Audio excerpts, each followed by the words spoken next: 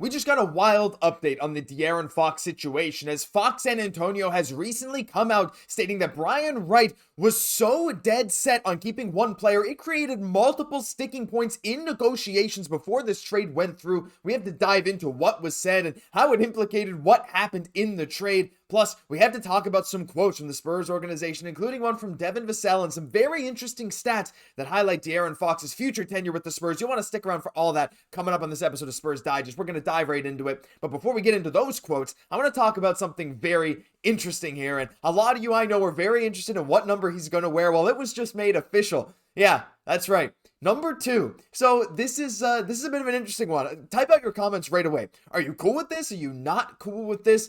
Do you think Kawhi would ever get his number retired by the Spurs? I'm one of those 50-50 cases after seeing Vince Carter's number being retired in Toronto. I think anything could be the case, but I don't think the Spurs would ever do it. And I'm very happy that they're giving it to another star player, another guy that can really create his legacy here in San Antonio. I'm not gonna lie, I was surprised, but I'm super thrilled, right? We had Area 51, now we got the 1-2 punch between Wemby and Fox. I'm sure a better nickname will come up. That's just what came to my mind. 1-2, it works. We got 1-2-5, we got 1-2-3-5. We got a bunch of great numbers here on the team right now. But yeah, so Kawhi Leonard was the last Spur to wear number 2. No one wore it after he left back in 2018.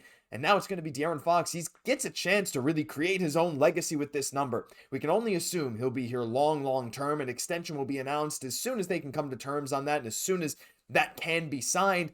And so he'll be here throughout Wemby's career, I'm sure. And yeah, number 2. I don't know. What do you think about this? It's just a quick little note to start the video, but I'm excited. I'm excited to see a different number 2. Might have to get one of these jerseys. I might see what might have to get one of those fancy jerseys, the city jerseys. I don't know. We'll have to wait and see, but very interesting note. But I want to dive into some other quotes. And, of course, in the aftermath of this trade, people are asking people everywhere, what's going on? Like, how's this team going to look? Well, I mean, there's a lot of different lineups we could run. There's a lot of different things that are going to happen. But one thing that we're sure of is that the Spurs seem to be happy. I just pulled this one quote. There's a lot of quotes out there, but Devin Vassell was obviously excited about the trade. He asked, who's going to stop Wemby and Fox in a pick and roll? He envisions Fox generating him more open looks, saying, just got to knock him down. Fox took the physical today in San Antonio and will meet up with the Spurs in ATL. And that's very true. I mean, you look at all the players on the Spurs now, and we watch some De'Aaron Fox highlights. One thing you'll notice is that when he drives, the defenders collapse in on him, right? This is a perfect situation for him. One, because he can drive and use his creation. He's still a good passer. Look at 3 defenders around him trying to contest him at the rim, right? And he gets the and one. I mean, that's just a fast break layup.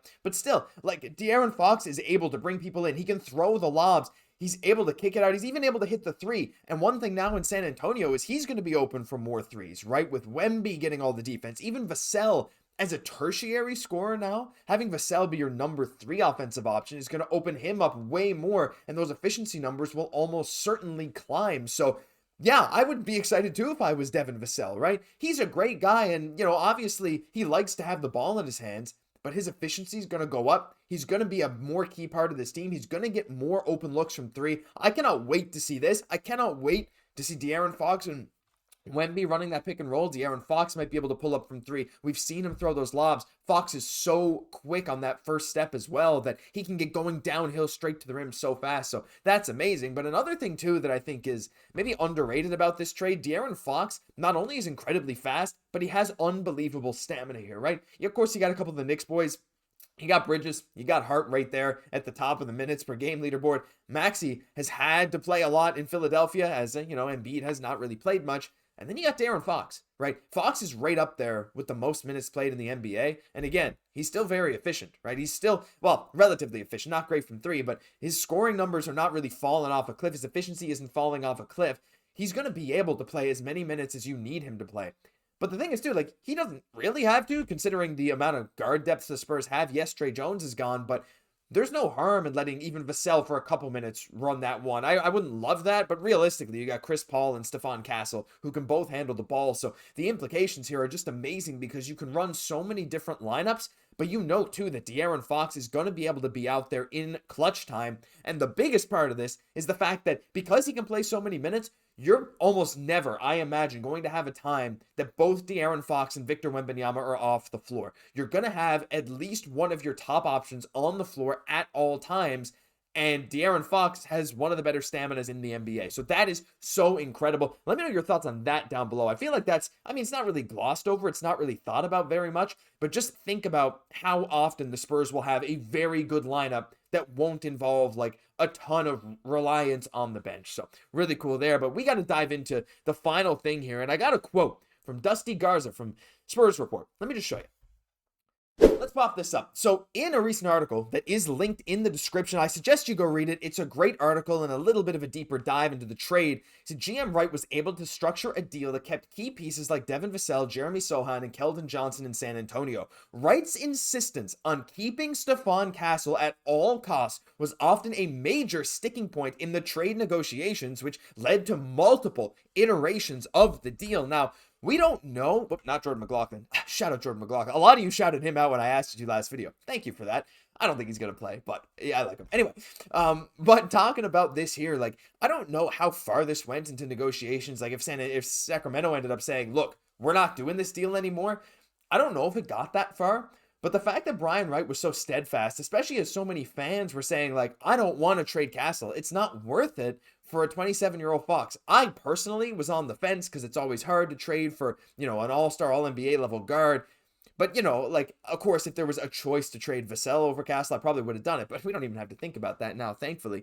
But yeah, so it was really Brian Wright who was saying, like, it wasn't the Kings who were like, okay, here's what we'd take. They wanted Castle, and Wright was like, well, you're not getting him. I'm starting to wonder if it was just a two-team trade between Sacramento and San Antonio before they got the Bulls involved, and maybe they were like, hey, you can get someone to replace him, maybe like a Zach LaVine, we'll give you a bunch of picks, so like, you get some talent now and some good picks for the future. Don't know how that ended up working out, but that's such a huge note on this trade that, like, we figured this happened, but to hear it's official, that Brian Wright was like, I'm not going to say what I was about to say, but like, get out of here, Sacramento. You're not getting our star young prospect, who's back on the top of the rookie ladder. Now, this will update, I think, tomorrow or Wednesday. I'm not sure. It updates some point this week, but right now he's number one, right? And his last 5 games have been really, really good. You see 10 points there against Miami. The 6 fouls fouled out was not ideal for sure, but it's still like 20 points in back-to-back games against the Clippers and a huge win against Milwaukee.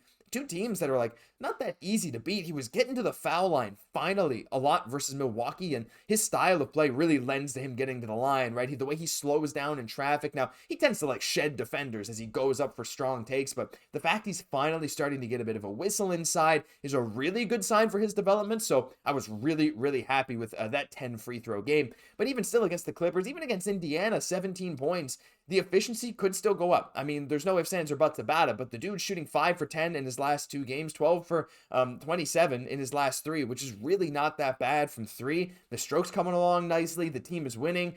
Plus 12 in that game versus Milwaukee. Like, that's the thing. Trading this guy for a guy like De'Aaron Fox could have been a real thing, but Brian Wright is the man. He said, no, you're not doing this. We got our number 1 probable rookie of the year winner. You're not getting him for Fox. And that's why I love this team, right? We're seeing everything go around in the NBA now. We've heard even rumors about Kevin Durant maybe being moved. I don't know if those are even true. Of course, we saw the Luka trade. We're seeing so many things, Jimmy Butler. But at the end of the day, the Spurs get out of this without giving up a blue chip prospect. And it's thanks to Brian Wright and being steadfast in not moving the guys that he wants to keep around. Again, Castle being a top 5 pick of Wright in this new kind of regime, well, I guess not really new regime, but new face, right? Him being that top 5 pick, you want to stake your reputation on your first main draft pick that you take, right? And so keeping him around was probably a point of pride for him, but also a smart point for the organization. So let me know your thoughts on this down below. I already liked Brian Wright, but my gosh, hearing this detail come out has just thrilled me to the core. That'll do it for this episode of Spurs Digest. We'll be having lots more videos all season long as we approach the deadline. Every single game. We got a game tonight. There's so much great stuff. And if you want to stay up to date on all the latest Spurs news, hit the subscribe button down below. It's completely free. You made it 9 minutes into this video. We got a ton of videos like this, sometimes multiple times a day. So like I said, you want to stay up to date on all the news about your favorite team, hit the button down below. I've been your host, Josh Gosse, and I'll catch you in the next one.